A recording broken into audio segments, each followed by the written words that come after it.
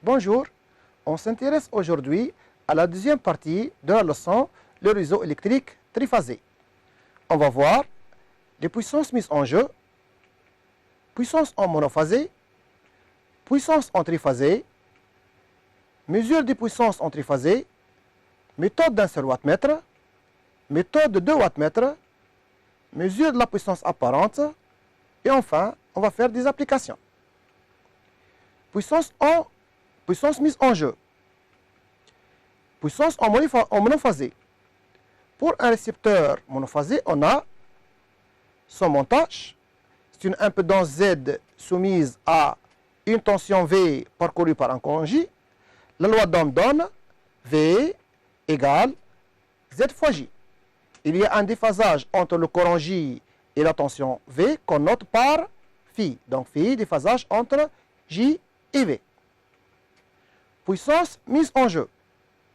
Premièrement, on a ce qu'on appelle la puissance active. Elle est définie par P égale V fois J fois cos phi. Avec V, la tension aux bornes du dipôle, J, le courant qui traverse le dipôle, et cosinus phi, avec phi, le déphasage entre courant et tension. Cette puissance s'exprime en watts. Deuxième puissance, c'est la puissance réactive qu'on note par Q. Elle est égale V fois J fois sinus phi. Elle s'exprime en VAR. Ça veut dire volt, ampère, réactive. Troisième puissance, c'est la puissance apparente qu'on note par S. Elle est égale V fois J. Exprimée en VA, ça veut dire le volt ampère. D'où on peut représenter notre triangle de puissance. La puissance P, elle est représentée par un vecteur, c'est l'axe des phases. La puissance Q est représentée par un vecteur, c'est l'axe des Y. Et S représente l'hypoténuse du triangle. Relation entre les puissances. D'après ce triangle, on peut tirer que la puissance P, qui est l'adjacente, est égale cosinus phi fois S, qui est l'hypoténuse. La puissance réactive Q est égale S fois sinus phi. S égale aussi racine carrée de P au carré plus Q au carré en appliquant Pythagore. On définit enfin le facteur de puissance par cosinus phi est égal la puissance active P sur la puissance apparente S. Puissance en triphasé. Pour le couplage étoile, compléter le couplage de ce récepteur pour avoir un couplage étoile. On sait très bien qu'en couplage étoile, les trois sorties des trois dipôles sont reliées ensemble. Voilà, sortie premier dipôle, reliée avec sortie de deuxième dipôle, reliée avec sortie de troisième dipôle. Ce nœud s'appelle N. Représenter le courant et les tensions pour chaque dipôle. Chaque dipôle est soumis à une phase et parcouru par un courant J. Avec J représente le courant par phase. J1 égale J2 égale à J3 égale J. Le couplage est en étoile, donc chaque dipôle est soumis à une tension simple V. Voilà les courants par phase et voilà les tensions simples V. On peut écrire la loi d'Ohm pour chaque dipôle, V est égal Z fois J. Couplage en étoile. Écrire la loi d'Ohm aux bornes de chaque dipôle. On a dit précédemment que V est égal Z fois J. Calcul des différentes puissances consommées par le récepteur triphasé équilibré. Puissance active. La puissance active par un seul dipôle. On a les trois dipôles sont équilibrés, donc P1 égale, P2 égale, P3 est égal V fois J fois cos phi. La puissance active totale absorbée par le récepteur triphasé, puissance totale. On a les trois puissances P1, P2, P3 qui sont identiques. Donc la puissance totale sera P total égale 3 fois P1. Je remplace P1 par son expression. Elle est égale 3 fois V fois J fois cos phi. Or, pour le couplage étoile, on a la tension U est égale à V fois racine 3 et le courant de ligne est égal courant par phase. Je remplace V et J par leur valeur. Ça me donne puissance totale égale 3. U, c'est racine 3 qui représente V. J est égal à I, donc je remplace I par J, fois I, fois cosinus phi. J'en ai 3 et racine 3. Avec 3 est égal à racine 3 fois racine 3. Je simplifie par racine 3. Ça me donne la puissance totale. T est égal à racine 3 fois U fois I fois cosinus phi. Toujours pour le couplage étoile, puissance réactive. La puissance réactive pour un seul dipôle est égale Q1 égale à Q2 égale à Q3 est égal V fois J fois sinus phi, puisque le récepteur est équilibré. La puissance réactive totale pour le récepteur triphasé, Q total égale 3 fois Q1, ou bien 3 fois Q2, ou bien 3 fois Q3, puisque Q1, Q2 et Q3 sont égales. Je remplace Q1 par sa valeur, ça me donne 3V J sinus phi. D'où, en remplaçant V par son expression U sur racine 3, en remplaçant J par I, ça me donne 3 U sur racine 3 fois I fois sinus phi. Je simplifie comme précédemment, 3 et racine 3, ça me donne Q total est égal à racine 3 U fois I fois sinus phi. Puissance apparente. La puissance apparente pour un seul dipôle. S1 égale S2 égale S3 est égal à V fois J, puisque le système est équilibré. La puissance apparente totale pour le récepteur triphasé S total s'écrit S total égale 3S1. Je remplace S1 par sa valeur, 3 fois V fois J. De même, je remplace V par U sur racine 3. Je simplifie 3 et racine de 3, ça me donne une puissance S totale égale racine 3 U fois I. Maintenant, pour le couplage triangle. Complétez le couplage de ce récepteur pour avoir un couplage triangle. En couplage triangle, chaque dipôle est soumis entre deux phases successives. Ça veut dire, par exemple, le dipôle Z1 est soumis entre la phase 1 et la phase 2. Le dipôle numéro 2 est soumis à la phase 2 et la phase 3. Le dipôle numéro 3 est soumis à la phase 3 et la phase 1. J'explique encore. Ça veut dire que la sortie du premier dipôle est reliée avec l'entrée du deuxième dipôle. La sortie du deuxième dipôle est reliée avec l'entrée du troisième dipôle. La sortie du troisième dipôle est reliée à l'entrée du premier dipôle. Représentez les courants et les tensions pour chaque dipôle. Le récepteur est équilibré, donc nous avons 3 courants de phase. Chaque dipôle est soumis à une tension entre phases, ça veut dire une tension composée U. Écrire la donne aux bornes de chaque dipôle. Chaque dipôle soumis à tension composée, parcouru par un courant J, je peux écrire U est égal Z fois J. Toujours pour le couplage triangle, calcul des différentes puissances consommées par le récepteur triphasé équilibré. Puissance active. La puissance active par un seul dipôle s'écrit P1 égale à P2 égale à P3 est égal la tension du dipôle U fois le courant qui le traverse J fois cosinus de déphasage phi. La puissance active totale absorbée par le récepteur triphasé, puissance totale est égale 3P1. Je remplace P1 par son expression, ça me donne 3 fois U fois J fois cos phi. On sait pour le couplage étoile, on a le courant I est égal à racine 3 fois le courant J. Je remplace J par son expression, ça me donne puissance totale égale 3 U I sur racine 3 fois cos phi. Je simplifie comme précédemment, 3 et racine 3, ça me donne puissance totale égale racine 3 U fois I fois cosinus phi. C'est une puissance qui ressemble, ou bien identique dans sa formule, à la puissance en couplage étoile. Maintenant, puissance réactive pour le couplage triangle. La puissance réactive pour un seul dipôle s'écrit Q1 égale à Q2 égale à Q3 égale U fois J fois sinus phi.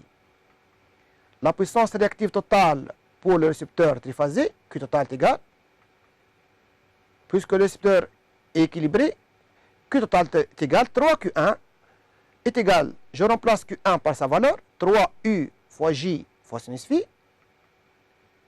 D'où, en remplaçant J par son expression, 3U fois I sur racine 3 fois sinus phi.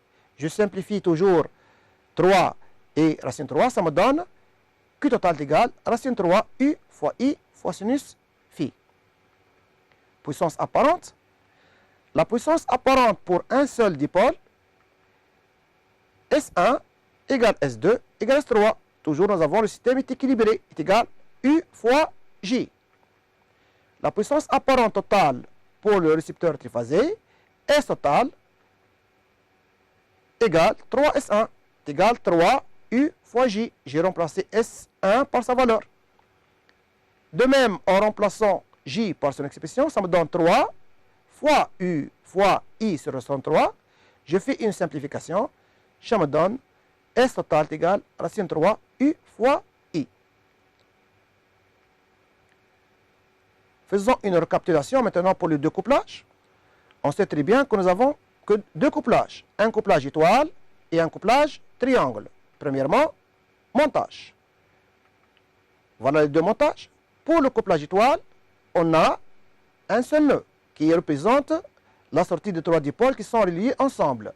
Pour le couplage triangle, nous avons trois nœuds. Tension en borne de dipôle. Pour le couplage étoile, la tension par dipôle est égale à V. Pour le couplage triangle, la tension par dipôle est égale à U. Donc, il y a une différence entre les deux tensions. Relation entre I et J. Pour le couplage étoile, I est égal à J. Pour le couplage triangle, I est égal à J fois racine 3. Puissance active par phase. La puissance active par phase pour le couplage étoile P1 est égal à V fois I fois cos phi. Pour le triangle, P1 est égal à U fois J fois cos phi. Puissance active totale. Quel que soit le couplage, la puissance active totale, elle est égale à racine 3 U fois I fois cosinus phi. Maintenant, pour la puissance réactive par phase, Q1 pour l'étoile est égal V fois I fois sinus phi. Pour le triangle, Q1 est égal à U fois J fois sinus phi. Il y a une différence entre les deux formules. Puissance réactive totale maintenant. On n'a pas de différence. La même formule s'applique en étoile qu'en triangle. Q total est égal à racine 3 fois U, tension composée, fois I, courant de ligne, fois sinus phi. Puissance apparente par phase maintenant. Pour le couplage étoile, S1 est égal à V fois I. Pour le couplage triangle, S1 est égal à U fois J. Il y a une différence entre les deux formules. Puissance apparente totale. Quel que soit le couplage, S total est égal à racine 3 fois U, tension composée, fois I, courant de ligne. Facteur de puissance. Aussi, le facteur de puissance, la formule, on n'a pas de différence, est égal à P sur S. Mesure de la puissance en triphasé. Le wattmètre permet de mesurer la puissance active absorbée. L'appareil wattmètre, comme on voit ici, c'est indiqué dessus W comme wattmètre. On regarde dessus qu'on a 4 bornes. 2 bornes pour la mesure de courant, 2 bornes pour la mesure de la tension. On voit bien sur ce wattmètre qu'on a 2 calibres de courant. 1 ampère à droite et 0,5 ampère à gauche. De même pour la tension. On a plusieurs calibres. Exemple, 60 volts, 120 volts, 240 volts et 400 volts. Donc le wattmètre possède 4 bornes. 2 bornes pour mesurer le courant par ligne, représentées ici en rouge. 2 bornes pour mesurer la tension. Ils sont représentés en bleu. Comment brancher le wattmètre pour un récepteur triphasé? Pour mesurer la puissance absorbée P, 2 méthodes sont disponibles. Première méthode d'un seul wattmètre. Cette méthode ne s'applique que si le neutre est accessible. On peut utiliser un seul wattmètre qu'on le branche entre le récepteur et le réseau comme suite. Premièrement, les 2 bornes du courant se branchent en série. Voilà. Pour mesurer le courant de ligne. Les deux bornes de tension se branchent en parallèle entre le neutre et la phase choisie comme référence. Ici, le neutre. Donc voilà, neutre et phase 1, puisqu'on a mis le wattmètre sur la phase in pour mesurer la tension simple V. Donc ce wattmètre nous permet de lire la puissance P1 de la phase 1. Puisque le système est équilibré, on peut écrire que P total est égal à 3 fois P1. Deuxième méthode, c'est la méthode de 2 wattmètres. Si le neutre n'est pas accessible, on peut utiliser 2 wattmètres qu'on les branche entre le récepteur et le réseau par rapport à une même phase. On choisit donc une phase comme étant référence. Je branche le circuit courant en série. Je branche le circuit tension en parallèle. Ici, j'ai choisi la phase numéro 3 comme étant une référence. Par la suite, j'élis la puissance P1, la puissance P2 de wattmètre numéro 2. On peut déterminer alors, dans ce cas, la puissance totale par P total égale P1 plus P2. On peut calculer dans ce cas la puissance réactive, Q total est égal à racine de 3 facteur 2 P1 moins P2. On peut calculer aussi la puissance apparente S total. S total est égal à la racine carrée de P total au carré plus Q total au carré. Donc la méthode de 2 wattmètres nous permet de mesurer différentes puissances. Puissance active, puissance réactive et la puissance apparente. Alors que la puissance d'un seul wattmètre ne peut mesurer que la puissance active d'une seule phase. Mesure de la puissance apparente. La puissance apparente, S, se mesure par la méthode volt-ampère métrique. On utilise dans cette méthode 1 ampère-mètre pour mesurer le courant par ligne, 1 voltmètre pour mesurer la tension composée. On branche l'ampère-mètre en série pour mesurer le courant I, le voltmètre en parallèle pour mesurer la tension U. Je peux lire maintenant le courant I, courant de ligne, la tension U, tension composée. Alors je peux calculer la puissance apparente S totale égale racine 3 fois U fois I. On passe maintenant à une application. Exercice numéro 1. Un récepteur triphasé équilibré composé de 3 bobines identiques ayant chacune une inductance L est égale à 0,5 Henry et une résistance R est égale à 20 ohms et soumise à une tension de 230 volts. Le réseau triphasé est de type 230 volts / 400 volts 50 Hz. Première question. Calculer l'impédance Z de chaque bobine. Le récepteur monophasé Z est équivalent à un circuit RL en série. Donc Z équivalente à un circuit RL série.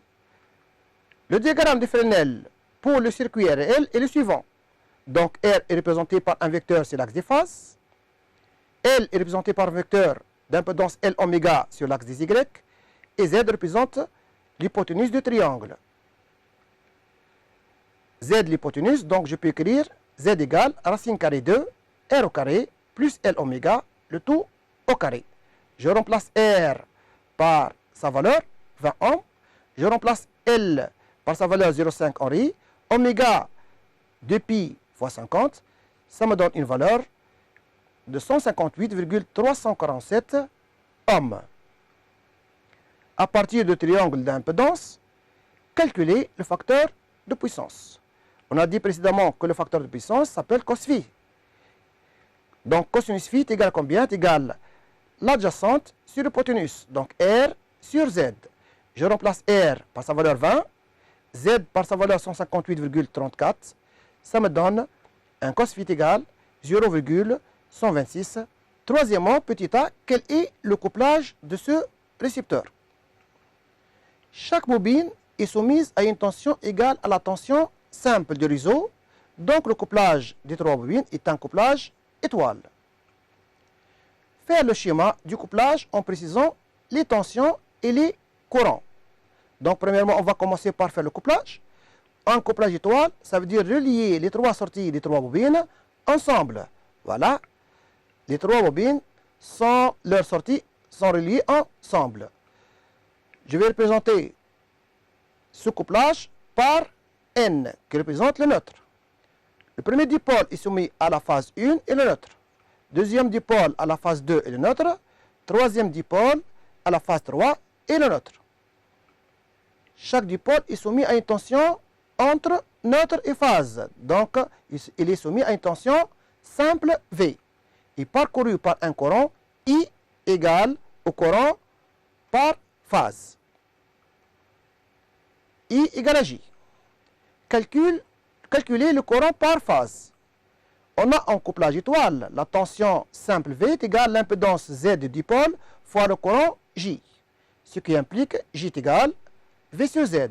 Je remplace V, la tension simple, par sa valeur de 230 volts, Z par sa valeur 158,347, ça me donne un courant J égale 1,452 ampères. Déduire le courant par phase. On sait très bien qu'en couplage étoile, le courant I de ligne est égal au courant par phase J. Donc I est égal à J est égal à 1,452 ampères. Calculer la puissance active totale. On a la puissance totale égale à racine 3, U, tension composée, I fois I, courant de ligne, fois cosinus phi. Je remplace donc racine 3, la tension composée est égale à 400, fois le courant 1,45, courant de ligne, fois cosinus phi est égal à 0,1263, ça me donne une puissance de 127 watts. Ou bien, la puissance active est la puissance consommée par les composants résistifs, puisqu'on travaille avec des récepteurs passifs. Donc, la puissance totale est égale à 3R fois I au carré. Je remplace R par sa valeur 20, je remplace I par 1,45, ça me donne 126,5. On remarque bien ici qu'il y a une différence entre les deux valeurs. Cette différence vient parce qu'on n'a pas pris le cosinus phi toutes les valeurs après virgule. Par la suite, calculer la puissance réactive totale. On a Q total égale à la racine 3 U fois I fois sinus phi. Pour déterminer sinus phi, on a plusieurs méthodes. Première méthode, d'après le triangle d'impédance. On a le sinus phi égale à L oméga sur Z. Je remplace L par 0,5, oméga par 100 pi, l'impédance Z par 158,347, ça me donne sinus phi égale 0,99. Ou bien, on détermine l'angle en faisant le cosinus moins 1 de 0,1263, ça me donne un angle de 82,74 degrés. À ce moment-là, je peux déterminer le sinus phi qui est égal à 0,99. Il y a une troisième méthode pour déterminer sinus phi en faisant racine carrée de cosinus carré phi plus sinus carré phi est égal à 1. Et j'en déduis le sinus phi aussi. Je peux calculer maintenant ma puissance réactive totale est égale à racine 3 U fois I fois sinus phi est égal à racine 3 fois 400 fois 1,452 fois 0,99. Ça me donne une puissance réactive de 995,91 volts ampères réactive. Ou bien, la puissance réactive est la puissance consommée par les composants inductifs, puisque de la même manière, nous avons des composants passifs. Donc, Q total est égal à 3L oméga fois I au carré est égal à 3 fois L fois 100 pi fois I au carré est égal à 3 fois 0,5 fois 100 pi fois 1,452 au carré. Elle me donne une puissance de 993,5 volts ampères réactif. Calcul de la puissance apparente totale. On a S total égal à racine 3 U fois I. Je remplace la tension composée par sa valeur 400. Je remplace le courant I par sa valeur. Ça me donne une puissance de 1005,975 volts ampères. Ou bien encore, en appliquant le triangle de puissance. La puissance apparente peut être calculée en utilisant le triangle de puissance par S total égale racine carrée de P total au carré plus Q total au carré. L est égal à racine carrée de 127 au carré plus 995,91 au carré. Ça me donne une puissance de 1003,975 volts ampères. On passe à l'exercice numéro 2. Un réseau triphasé 400 volts, 50 Hz, alimente 3 enroulements équilibrés, couplés en triangle. La mesure de la puissance par la méthode de wattmètre nous a donné P1 est égal 93 watts, P2 est égal à moins 153 watts. Ici, on remarque que le réseau est défini par une seule tension. Lorsque notre réseau est défini par une seule tension, cette tension représente la tension composée. Premièrement, calculer la puissance active d'isolement. P total, on va appliquer maintenant la méthode de wattmètre. P total est égal à P1 plus P2. C'est une somme algébrique. Elle est égale à 93 plus, entre parenthèses, moins 53. Ça me donne une puissance de 40 watts. Calcul de la puissance réactive d'isolement. De la même manière, ici, on va utiliser la méthode, les formules de la méthode de wattmètre. Q total est égal racine 3 facteur de P1 moins P2. Racine 3 facteur 90 moins 93 est égal à racine 3 facteur de 93 plus 53 entre parenthèses. Elle me donne une puissance de 252,879 volts ampères réactive. Calculer la puissance apparente d'isolement. Puisqu'on a utilisé la méthode de wattmètre, on termine avec cette méthode aussi. S total est égal à racine carrée de P total au carré plus Q total au carré est égal à racine de 40 au carré plus 252,879 au carré. Elle me donne une puissance apparente de 256 volts ampères. Maintenant, calculer l'intensité efficace du courant dans un fil de ligne. On a S total égale racine 3 fois U tension composée fois I courant de ligne. Ce qui implique que le courant de ligne est égal S total sur racine 3 fois U. Je remplace S par sa valeur. Racine 3, tension composée est égale à 400 volts. Ça me donne un courant de 0,369 ampères. Calculer l'intensité efficace du courant dans un enroulement. On sait très bien qu'en couplage triangle, le courant I est différent du courant J. On a le courant I est égal à racine 3 fois J. Ce qui implique que le courant J est égal à I sur racine 3. Donc égal à 0,369 sur racine 3. Ça me donne un courant de 0,213. Merci de m'avoir suivi. Je vous souhaite une réussite au baccalauréat. Merci.